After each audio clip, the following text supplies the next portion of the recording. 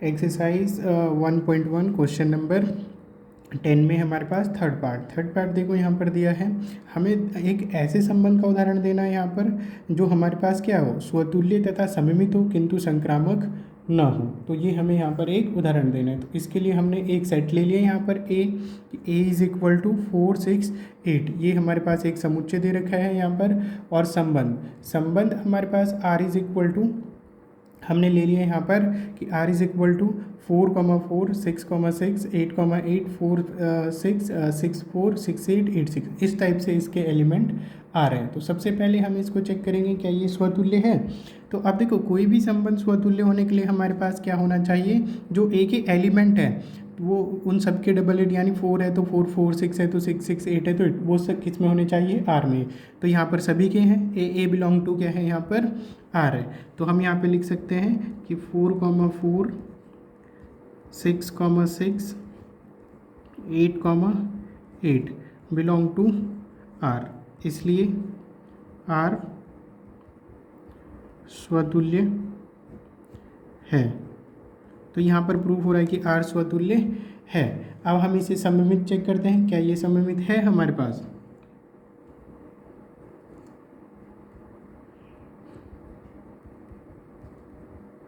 अब देखो सममित के लिए कोई भी दो एलिमेंट अगर हम ले लेते हैं कि हमारे पास जैसे दे रखा है for all a comma b belong to a के लिए, इसके लिए आप देखते हैं अगर आप इसको लेते हैं तो ए बी है तो बी ए भी यही बनेगा हमारे पास, सेम एलिमेंट में तो वही होता है हमारे पास ए बी और बी ए। अब यहाँ पर देखो 4 6 है तो 6 4 भी है, 6 8 है तो 8 6 भी है। तो यहाँ पर क्या प्रूफ हो रहा है कि a comma b belong to R, और ये क्या इम्प्लाइज कर रहा है हमारे पास, बी कॉमा ए, ये भी किसको बिलोंग कर रहा है, आर को, इसलिए आर सममित है। अब सी हम इसे संक्रामक चेक करेंगे। यहाँ पर आप देख सकते हैं संक्रामक के लिए हमारे पास क्या होना चाहिए, अगर कोई भी तीन एलिमेंट ए को बिलोंग करते हैं हमारे पास ए बी सी, तो संबंध जो दिया गया है उसमें हमारे पास ए बी होना चाहिए, बी सी होना चाहिए और ए सी भी होना चाहिए।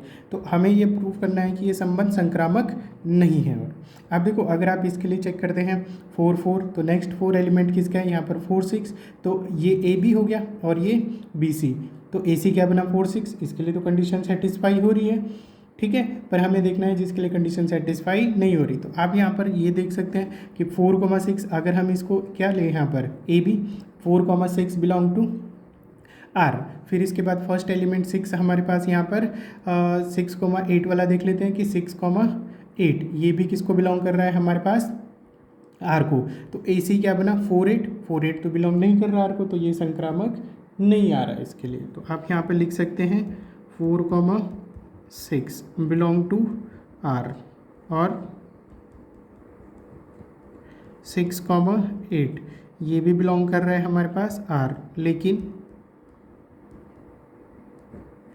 4,8 ये क्या है हमारे पास, does not belong to R, इसलिए आर संक्रामक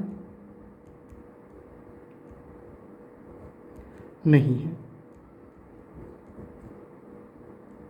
ठीक है। इन वाले एलिमेंट के लिए कंडीशन सेटिस्फाई नहीं हो रही, इसलिए इसके लिए ये संक्रामक नहीं है। तो ये हमने यहाँ पर एग्जाम्पल दिया जो स्वतुल्य है, सममित है, लेकिन संक्रामक नहीं है। अब हम इसका फोर्थ पार्ट देखते हैं। फोर्थ पार्ट क्या है, अब फोर्थ पार्ट क्वेश्चन नंबर 10 में फोर्थ पार्ट हमारे पास देखो यहाँ पर दिया है। अब हमें यहाँ पर एक ऐसा उदाहरण देना है जो क्या हो, स्वतुल्य तथा संक्रामक हो किंतु सममित न हो। तो वो सममित नहीं है, तो इस बार स्वतुल्य है, संक्रामक है, पर सममित नहीं है।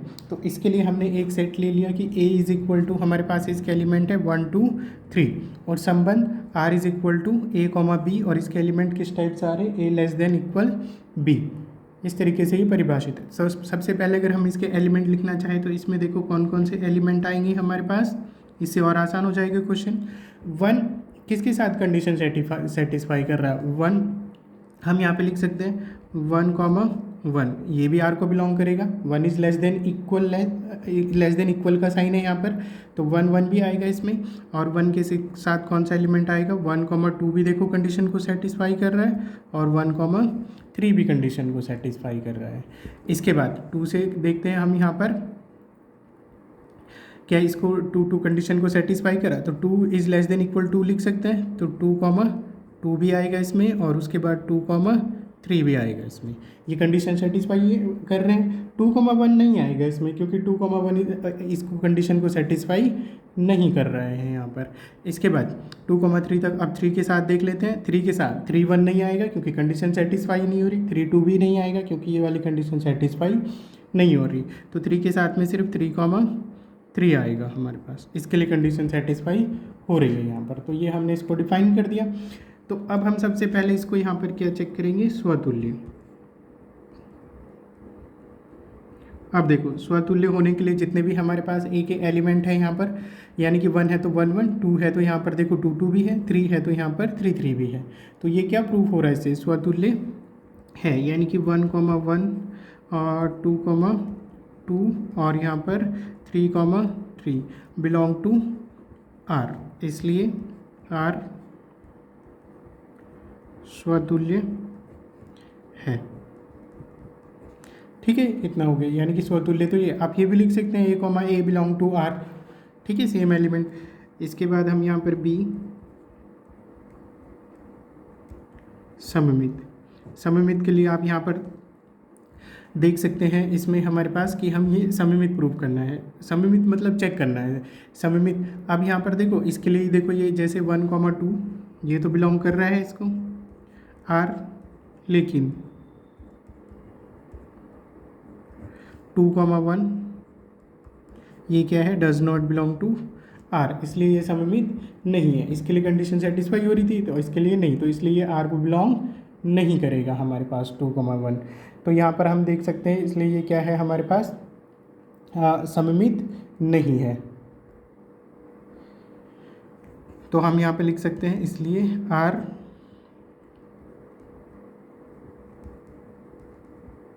सममित नहीं है। ठीक है, अब संक्रामक चेक कर लेते हैं हम इसको।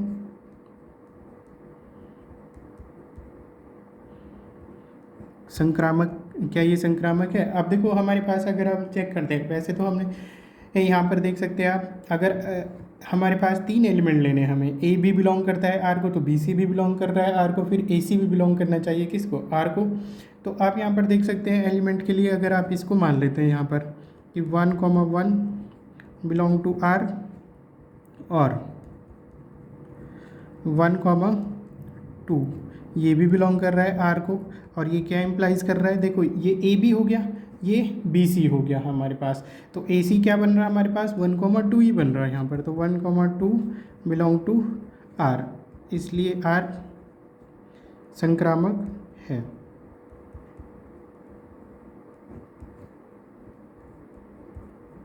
ठीक है, आप ए बी वाला भी एग्जाम्पल लेके कर सकते थे इसको, कि यहाँ पर आप ऐसे भी दर्शा सकते थे इसको कि हमारे पास ए कॉमा बी, इस टाइप से कि ए कॉमा बी ये अगर कंडीशन को सेटिस्फाई कर रहा है बिलोंग टू आर, तो बी कॉमा सी ये भी कंडीशन को सेटिस्फाई कर रहा है, ये भी बिलोंग टू आर।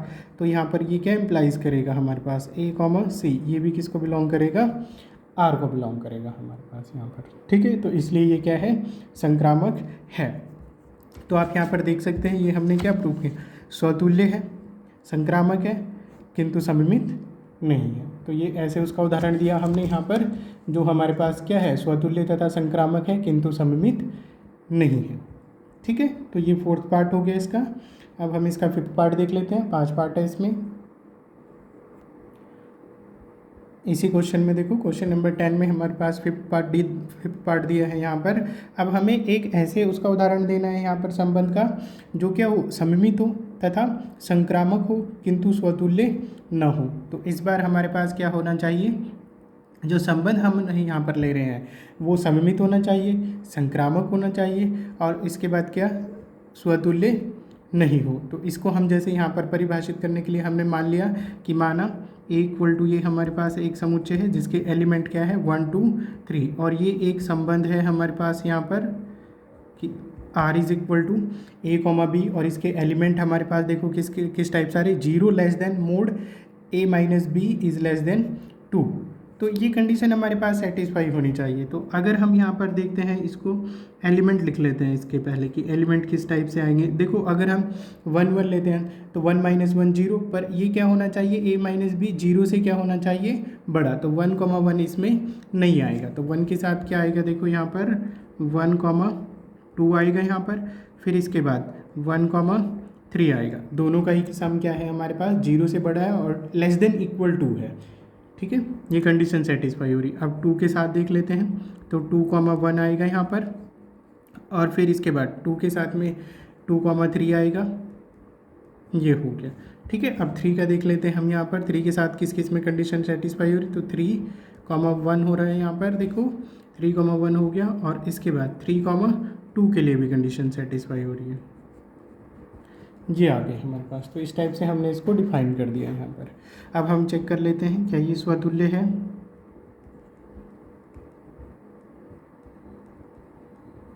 अब देखो स्वतुल्य होने के लिए हमारे पास जो ए के एलिमेंट है for all small a belong to a के लिए हमारे पास क्या होना चाहिए था, ए बिलोंग करना चाहिए था आर को, पर देखो यहाँ पर 1 है तो 1 1 इसमें नहीं है, 2 2 3 3 इस टाइप का कोई भी एलिमेंट नहीं है। तो आप यहाँ पर लिख सकते हैं 1 1 does not belong to R, इसलिए आर स्वतुल्य नहीं है। ठीक है, अब हम यहाँ पर सममित चेक करेंगे इसको। सममित, आप सममित के लिए यहाँ पर देख सकते हैं किन्हीं भी दो एलिमेंट, जैसे हमारे पास ये ए बी हो गया तो बी ए ये बन गया हमारे पास यहाँ पर। अब अगर ये ए बी है तो बी ए ये वाला आ जाएगा यहाँ पर। तो आप देख सकते हैं किन्हीं भी दो एलिमेंट के लिए a comma b belong to R, और ये क्या इम्प्लाइज कर रहा है हमारे पास बी कॉमा ए, ये भी किसको बिलोंग कर रहा है आर, इसलिए आर सममित है। ठीक है, अब सी हम इसको संक्रामक चेक करेंगे। संक्रामक में आप यहाँ पर देख सकते हैं 3 एलिमेंट के लिए, अगर इसको आप यहाँ पर ए बी मान लेते हैं कि ये हमारे पास ए बी हो गया, तो फर्स्ट एलिमेंट 2 है हमारे पास, जैसे तो 1 2 यहाँ पर आप देख सकते हैं कि 1 2 ये भी किसको बिलोंग कर रहा है हमारे पास आर को, और फिर इसके बाद 2 3 ये भी बिलोंग कर रहा है आर को, और ये क्या इम्प्लाइज कर रहा है यहाँ पर 1 3 ये भी किसको बिलोंग कर रहा है हमारे पास आर को, इसलिए आर संक्रामक है। तो ये एक रिलेशन था हमारे पास जो क्या है हमारे पास स्वतुल्य नहीं है, सममित है और संक्रामक है।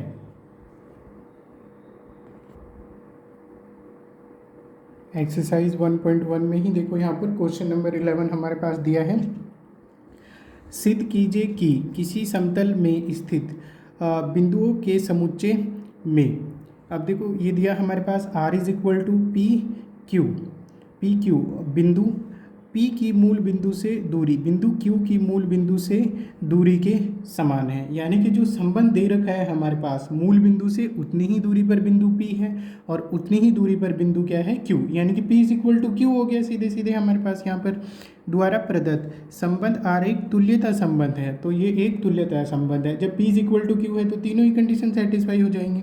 पुनः सिद्ध कीजिए कि बिंदु P डज नॉट इक्वल 0, यानी कि P मूल बिंदु पर नहीं है, से संबंधित सभी बिंदुओं का समुच्चय P से होकर जाने वाले एक ऐसे वृत्त को निरूपित करता है जिसका केंद्र मूल बिंदु पर है। ठीक है, आसान क्वेश्चन है, बस खाली ऐसे इतना बड़ा लिख दिया हमने। अब यहाँ पर जैसे दे रखा है, हमने ये मान लिया कि ए समतल में बिंदुओं का समुच्चय, यानी समतल में जो भी बिंदु है उनका समुच्चय हमारे पास यहाँ पर क्या हो गया ए। आर एक संबंध दे रखा है, इसमें आर पी कॉमा क्यू और मूल बिंदु से पी तथा क्यू की दूरी समान है।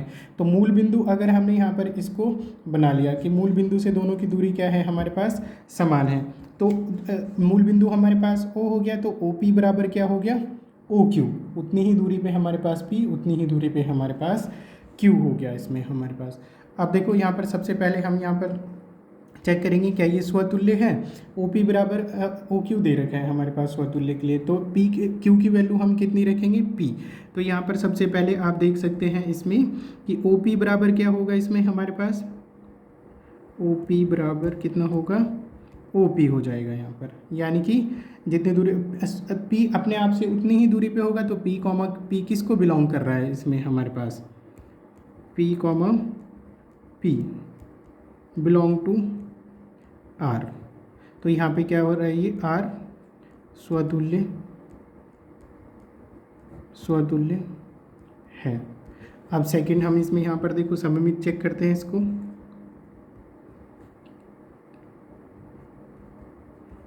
सममित, अब देखो सममित के लिए क्या है हमारे पास, अगर जैसे यहाँ पर आप देख सकते हैं कि O P is equal to O Q, O P is equal to कितना हो जाएगा हमारे पास यहाँ पर ओ क्यू हो जाएगा हमारे पास, कि O P is equal to कितना हो गया हमारे पास ओ क्यू। ये क्या इम्प्लाइज करेगा हमारे पास कि O Q is equal to कितना होगा हमारे पास ओ पी, बराबर ही तो होगा, जैसे ए इज इक्वल टू बी तो बी इक्वल टू बी कितना होगा हमारे पास ए आ जाएगा हमारे पास, इसलिए यहाँ पर क्या हो जाएगा आर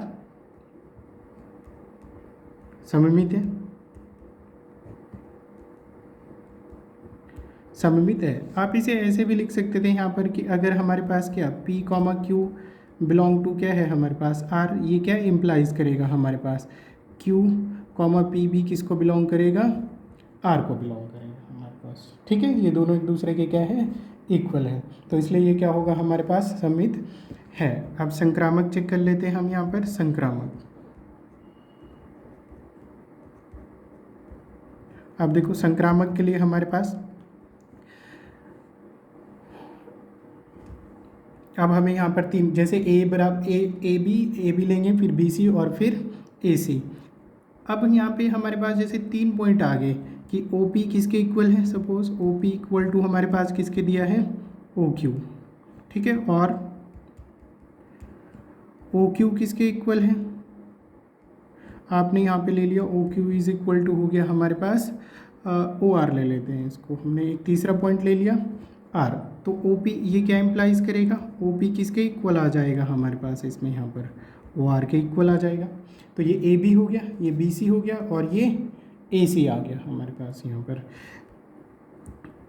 तो आप यहाँ पे इसको ऐसे भी लिख सकते हैं, अगर पी कॉमा क्यू ये किसको बिलोंग करता है आर को, ठीक है, ये आर हमारे पास रिलेशन के लिए है, कॉमा क्यू कॉमा आर ये भी किसको बिलोंग कर रहा है हमारे पास आर को, तो ये क्या इम्प्लाइज करेगा पी कॉमा आर ये भी किसको बिलोंग करेगा हमारे पास आर को, ठीक है, ये आ गया। इसलिए आर संक्रामक है, तो ये जो रिलेशन हमारे पास दिया था ये संक्रामक है। तो ये तीनों ही आ गया, देखो हमारे पास स्वतुल्य भी आ गया, सममित भी और संक्रामक भी। तो यहाँ पर आप लिख सकते हैं इसलिए आर एक तुल्यता संबंध है, तुल्यता संबंध। जो इक्वल वाले होते हैं वो तीनों ही होते हैं कि हमारे पास क्या है एक तुल्यता संबंध है। अब देखो ये थोड़ा सा आगे भी दिया था इन्होंने यहाँ पर क्वेश्चन, ये तो यहाँ तक प्रूव हो गया कि ये एक तुल्यता संबंध है। आगे था इसमें पुनः सिद्ध कीजिए कि बिंदु P डज नॉट इक्वल 0 से संबंधित सभी बिंदुओं का समुच्चय P से होकर जाने वाले एक ऐसे वृत्त को निरूपित करता है जिसका केंद्र मूल बिंदु पर है। अब देखो मूल बिंदु पे जिसका केंद्र है हमारे पास, तो ये क्या हो जाएगा हमारे पास एक वृत्त हो जाएगा। तो हमने यहाँ पे कि O P is equal to कितना आ जाएगा इसमें हमारे पास कि O P is equal to एक डिस्टेंस ले लिया हमने यहाँ पर के, तो ये हमने के ले लिया। तो बिंदु पी क्या होगा हमारे पास, केंद्र से के दूरी पर एक वृत्त को निरूपित करेगा ये हमारे पास। तो यहाँ पर आप लिख सकते हैं बिंदु पी एक वृत्त पर रहता है, बिंदु पी एक वृत्त, बिंदु P एक वृत्त पर रहता है, वृत्त पर रहता है, जो ओ से, ओ हमारे पास इसका केंद्र हो गया, के दूरी पर है, के दूरी पर है। ठीक है, ये प्रूफ हो गया। एक्सरसाइज 1.1 में क्वेश्चन नंबर 12 देखो यहाँ पर हमारे पास दिया है। इसमें क्वेश्चन नंबर 12 में दिया है, सिद्ध कीजिए कि समस्त त्रिभुजों के समुच्चय ए में R इज इक्वल टू, एक रिलेशन है हमारे पास T1, T2, T1 T2 के समरूप है, यानी T1 जो त्रिभुज है वो T2 के समरूप दे रखा है, द्वारा परिभाषित संबंध R एक तुल्यता संबंध है। ठीक है, यहाँ तक हमें एक तो क्वेश्चन यहाँ तक हो गया कि ये हमें प्रूव करना है कि एक तुल्यता संबंध है। फिर आगे इसमें दिया भुजाओं 3, 4, 5 वाले समकोण त्रिभुज T1, भुजाओं 5, 12, 13 वाले समकोण त्रिभुज T2 तथा भुजाओं 6, 8, 10 वाले समकोण त्रिभुज T3 पर विचार कीजिए। T1, T2 और T3 में से कौन से त्रिभुज परस्पर संबंधित है। ये हमें बाद में ये भी बताना कि इनमें से कौन से त्रिभुज एक दूसरे से संबंधित है। तो सबसे पहले हमारे पास जो दिया था यहाँ पर सेट ए, हमने मान लिया ए इक्वल टू एक समतल में त्रिभुजों का समुच्चय। तो जो सभी त्रिभुज है इसमें आ गई हमारे पास। आर इज इक्वल टू एक रिलेशन दे रखा है T1, T2, T1 T2 के समरूप है, ये हमारे पास दे रखा है। अब देखो यहाँ पर सबसे पहले हम इसे स्वतुल्य चेक करते हैं। स्वतुल्य होने के लिए देखो हमारे पास यहाँ पर क्या होगा, T1, T1 क्या बिलोंग करेगा, T1, T1 belong to R। ठीक है, आप यहाँ पे लिख सकते हैं, क्योंकि कोई भी त्रिभुज अपने आप के तो समरूप होगा ही। यहाँ पर T1 किसके समरूप होगा, यहाँ पर T1। ठीक है, ये आ गया हमारे पास कि T1 समरूप है T1 के। अब आप से तो इसका मतलब R, इसलिए R स्वतुल्य है। तो यहाँ पर R स्वतुल्य है। अब हम इसे सममित चेक करेंगे।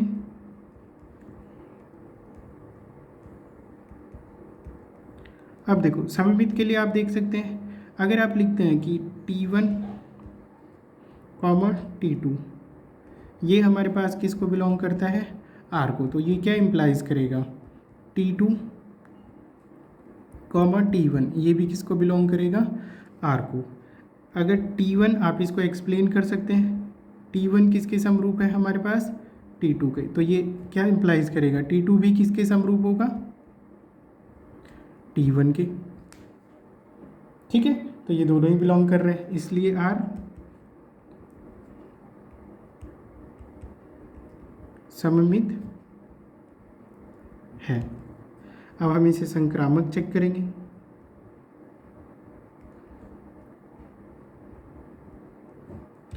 अब संक्रामक में यहाँ पर आप लिख सकते हैं T1,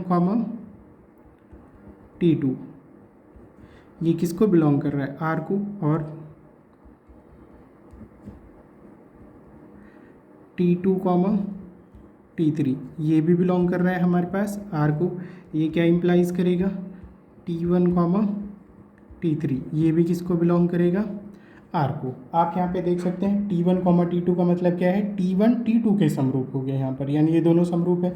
फिर T3 और T2 भी समरूप है यहाँ पर, T2 और T3 भी समरूप हो गए, तो T1 और T2 भी क्या होंगे, समरूप होंगे यहाँ पर, इसलिए R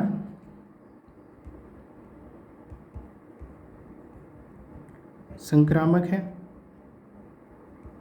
तो यहाँ पे प्रूफ किया हमारे पास R संक्रामक है। तो देखो ये तीनों ही आ गया, सबसे पहले स्वतुल्य भी है, ये सममित भी है और संक्रामक भी। तो यहाँ पर आप लिख सकते हैं, इसलिए R एक तुल्यता संबंध है।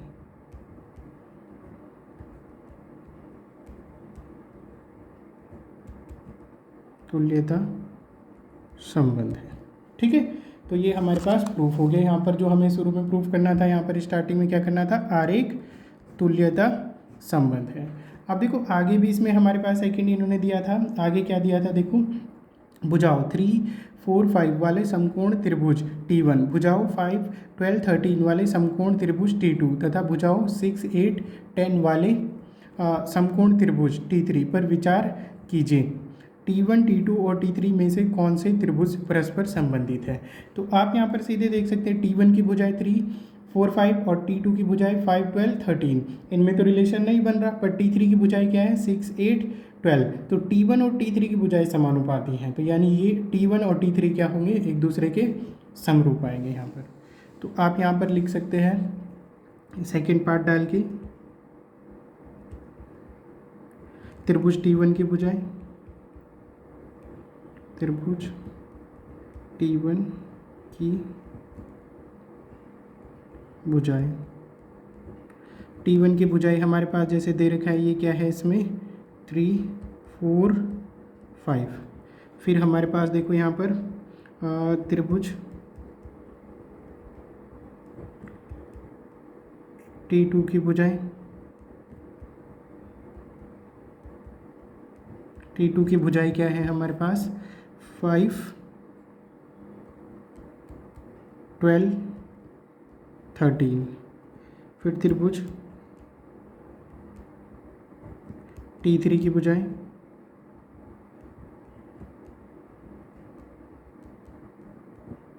T3 की भुजाएं हमारे पास यहाँ पर 6, 8, 10। ये तीनों त्रिभुजों की भुजाएं लिख ली हमने यहाँ पर। तो इनमें कौन से समरूप होंगे, समरूप वाला रिलेशन ही देखना है हमें यहाँ पर। तो जो T1 त्रिभुज है हमारे पास ये वाला, ये किसके समानुपाती दे रखा है हमारे पास T3 के। तो यानी T1 और T3 क्या होंगे हमारे पास यहाँ पर समरूप होंगे। तो आप यहाँ पे लिख सकते हैं त्रिभुज T1 तथा T3 की भुजाएं, चूँकि त्रिभुज T1 तथा T3 की भुजाएं समानुपाती है,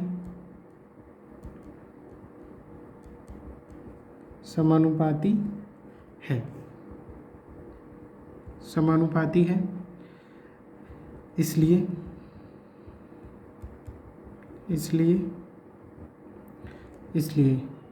यह समरूप है,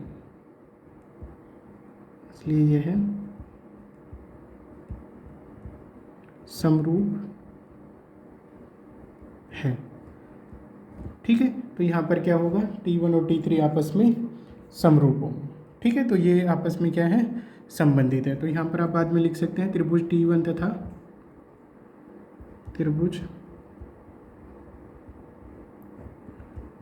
T1 तथा T3 आपस में संबंधित है,